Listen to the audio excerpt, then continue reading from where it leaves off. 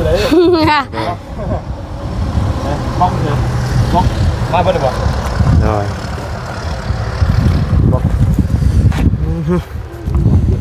ลูกตู้ข่อยอยู่น้ำดุงบ่ได้แล้วข่อยนี่ฮ้อนแน่ยุคตีบุวิท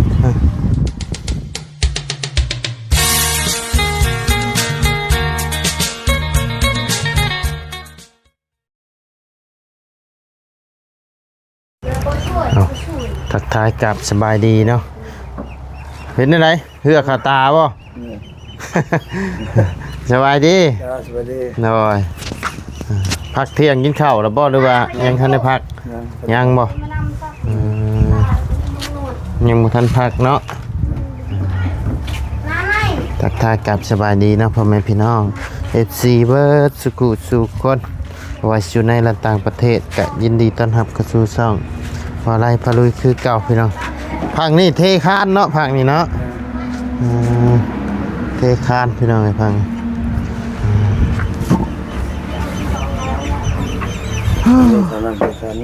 เทคานไปเลยทางนี้เนาะ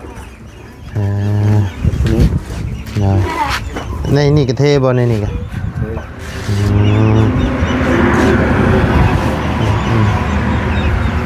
หักลาบันนะบ่เอาลูกน้องเพิ่มบ่2คนนี่แหละเฮ็ดเฮือนจังเอาเนาะ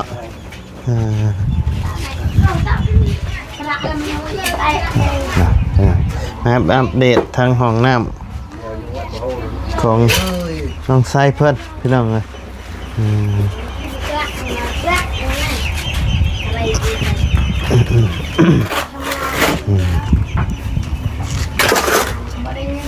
เห็ดสุดเห็ดยำห่อนๆเนาะเนี่ยแล้ว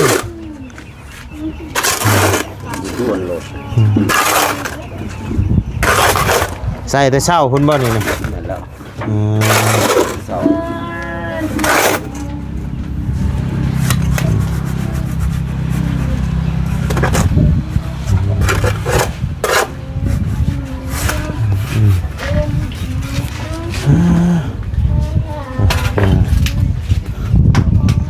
สบายดีเด้อเนาะ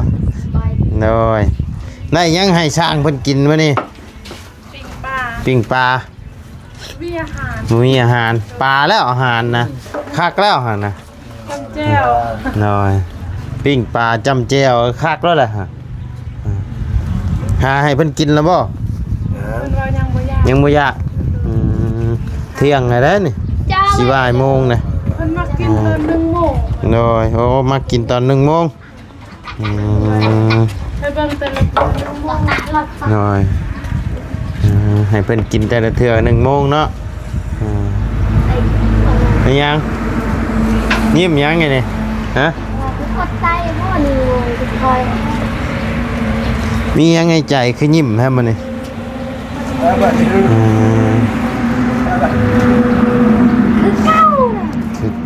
คือเก้าเงินมาอย่ามามีอย่างติดหน้าติดตาคนให้บ่แล้วว่าบ่บ่คันนะบ่คันค่อยให้นะบ่ก็ว่าเป็นหยังคือเศร้าบ่ค่อยยิ้มเป็นหยังคืออารมณ์ดีโยยิ้มแปลกๆเนาะบ่ได้แปลกบ่าวบุญคงไปอันนั้นอีกบ่ไปชงรถบ่ไปเอารถเขาก็บอกฮู้คือกันพอบ่ได้บอกพอบ่ได้บอกครับไปตลอดพี่น้องบ่ได้อยู่ว่าบุญคงกันไปเวียกินข้าวแล้วบ่อาจารย์ยังทันกินยังบ่อยากข้าวเช้ากินแล้วยังข้าวเที่ยงเลย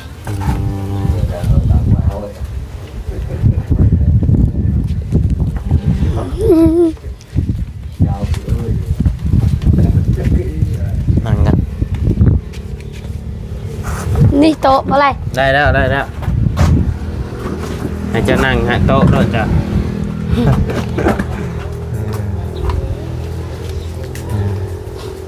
ใช่คือมืดแท้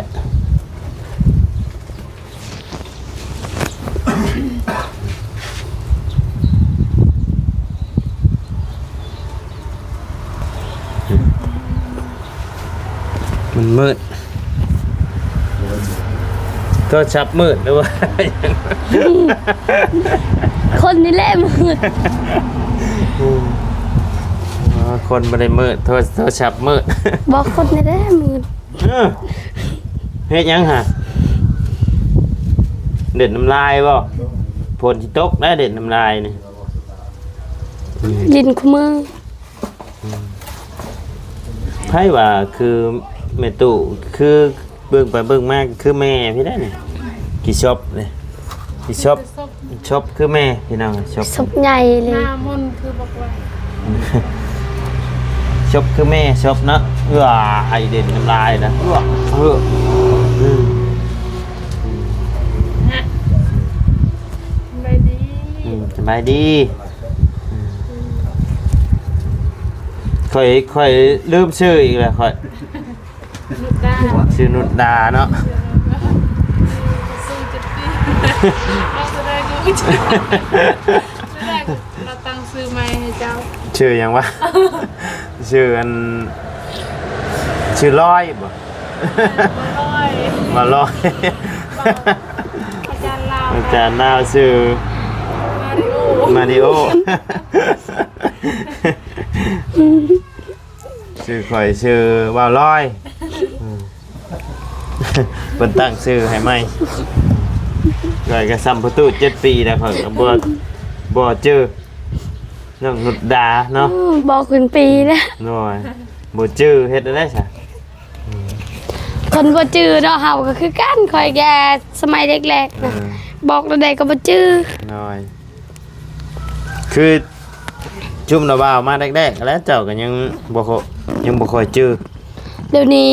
จ้างคอย10 ล้านก็คอยจื้อหมด จื้อเบิดเลยมเจ้าจื้อไผแน่เจ้าว่าจื้อเบิด ก็จื้อเบิด มื้อนี้อัน บ่เตียงมา แม่นเพิ่นมาหาเจ้าแล้วบ่เจ้าคือฮู้ว่าเพิ่นมา ก็พูดแล้วนะ เจ้าเบิ่งคลิปบ่ ว่า เพิ่นโทรหาเจ้า ว่า อ้าวคือฮู้สิ มาริโอบอก บ่มาเร็วบอก มาริโอบอก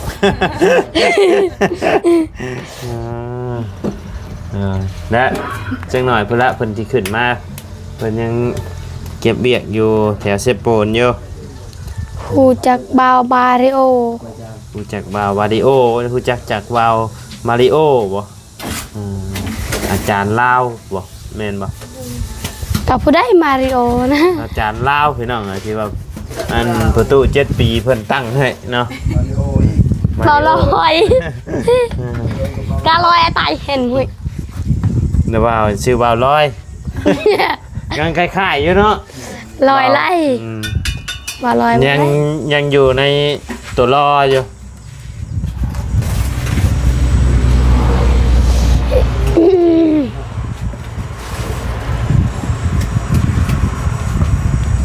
แต่อาจารย์ลาวนี่ดิมาริโอโอ้ได้ชื่อใหม่ไปเลยเจ้าเบิ่งในคลิปไผในคลิปบ่าวตูนบ่อืมเบิ่งในคลิปบ่าวตูนพี่น้อง เปามาริโอแล้วก็ คืออยู่บ่ชื่อม่วนอยู่บ่ เปามาริโอ เกินบ่ชื่อแต่เขาบอกไปผู้ใดมาแจ้งข่าวดี จากล้านเขาถามทวนไปเพิ่นยังบ่ฮู้เดี๋ยวกะอาจารย์ลาวไปแจ้งข่าวดี40 ล้านถามเราว่า7 ล้านนะวะ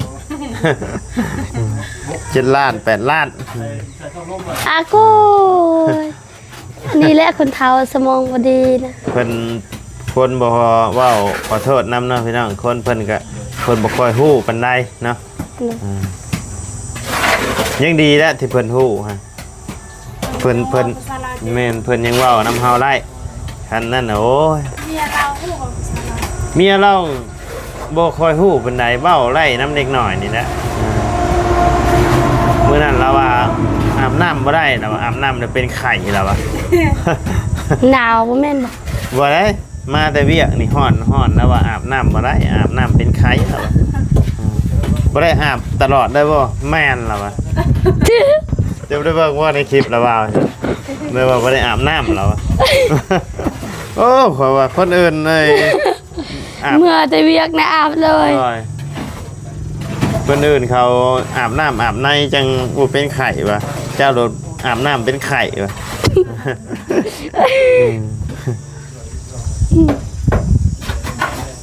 น่ะเดี๋ยวอุ๊ย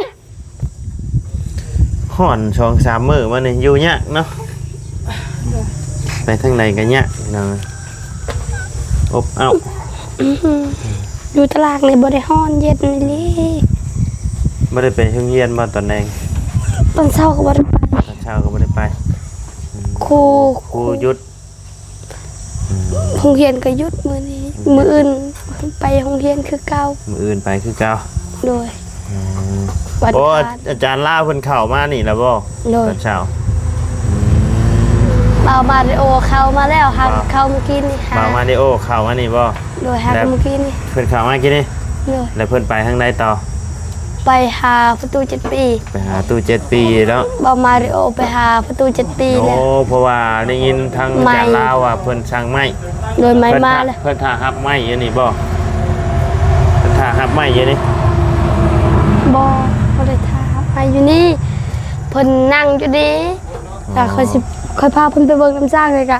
เพิ่นบ่เคยเห็นมงเวียด หมักม่วงเวียดได้หมักม่วงเวียด มงเวียดเพิ่นบ่เคยเห็นแล้วค่อยวิทย์ให้เพิ่นกิน ใหญ่บ่ นะอยู่ยังบ่ทันได้ใหญ่เธอ มันใหญ่ซ้ำ กว่าสำนี้ อืม มงเวียด หมักม่วงเวียด แต่ อร่อย มาอยู่ลาวเนาะ เขาปลูกอยู่ลาวแหละ ยังอยู่ถึงยังหน่วยหนึงยังหน่วยหนึงแล้วก็ครึ่งหน่วย ใช้บ่เบิ่งดูเบิ่งซื่อๆดอก บ่กินบ่ ฮะ บ่ซิมบ่ สิเบิ่งก็ดีคือกันใช้เบิ่งดูหมักม่วงเวียด โอ้ยไวกินส้มคือบ่ไวน้องค่อย ใช่หมากน้อยๆเนาะ เอ้าโอ้บ่น้องค่อยกินจังเลยค่อยไปเอาอีกก่อน ยาแล้วหมักม่วงเวียด อันนี้ยังน้อยยังบ่ทันได้ใหญ่เทื่อ โบแมนน้ำดอกไม้ดิมะม่วงน้ำดอกไม้ดินี่เบิ้งสมบ่ ซ้ำกินอยู่คุกเลย อย่าคือน้ำดอกไม้มะม่วงน้ำดอกไม้นี่สมบ่ ส้มให้ น้ำดอกไม้อยู่ไทยเพิ่นเอิ้น บ่ เวลาชุกนี่หวาน กินบ่ ฮะ กินบ่ ยาแล้ว กัดนั่นแหละซิมลอง เบิ่งมามันสิสมซำไหนเนาะมาผ่ามึงดู เลย โอ้ยกินคือกินอยู่ในคุกแท้ เอ้ยน้องค่อยเฮ็ดเฮือนโอ้ยหกสิเด้ กินอยู่ในคุกเนี่ย เบิ่งกินคือกิน ไผนี่เพิ่นมาแล่นเข้าให้ในนี่ซื่อๆเนาะเพิ่นทันได้มาติด แต่ว่าหลอดไฟนี่เพิ่นมาเดินให้แล้วเนาะ เลย จะเอาท่อลงบ่น่ะโอ้ยเลยใช่พอแล้ว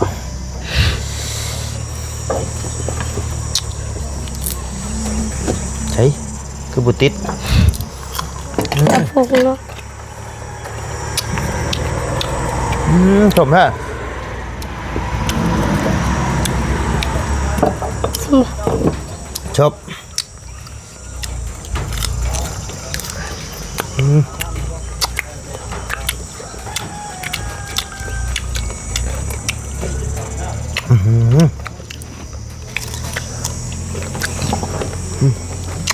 พอผมอะผมหกปะเป็นเงาท่อลง ไป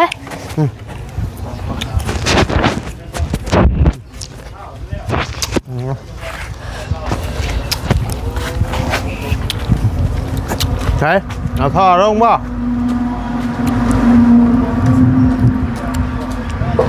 ใช่คือว่าจะเอาท่อลงบ่ได้เอาลงบ่เอาสบายดีเด้อลุงหนวดเลย สบายดี แล้วก็จะเอาลงพอแล้วบ่ลงให้เราใช้เนาะ โดยขอบใจเด้อ พอเจ้าไปใช้มันนี่ล่ะ พอไปก็ไปเวีย เรียก โดย ระเบา พลบ้าบ่ เบา โยทำไมล่ะ อาจจะลุงวาดให้เจ้าจับกล้องให้ดูหน่อยเด้อ โดย โอ้แดดโอ้เจ้าสิอันนั้นบ่ดูเจ้าสิ เบิ่งเถื่อพอได้มีเวียกมีงานก็ อ๋อเลย เถื่อเป็นแบบนี้เลยห้องเลยห้องมาบ่ได้บ่ เลย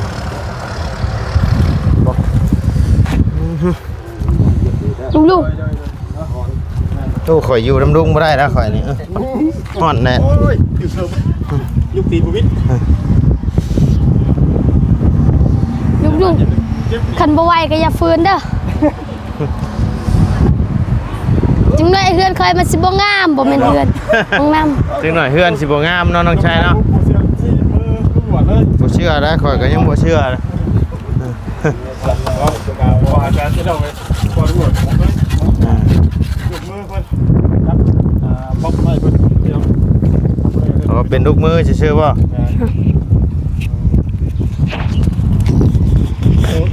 ตัวนี้ใส่สำลุมดีป่ะอ๋อตัวนี้ใส่ผักกาด เอาซะเนาะเดี๋ยวให้ทั้ง ใส่นี่ก่อน ลุงหนวดเพิ่นพูดคุยกับสร้างเพิ่นไปก่อนพี่น้องทั้งบ่ได้ก็สิได้ขอจบคลิปลงไปเพียงสำนี้กันเด้อพี่น้องเด้อขอบคุณพ่อแม่พี่น้องใน FC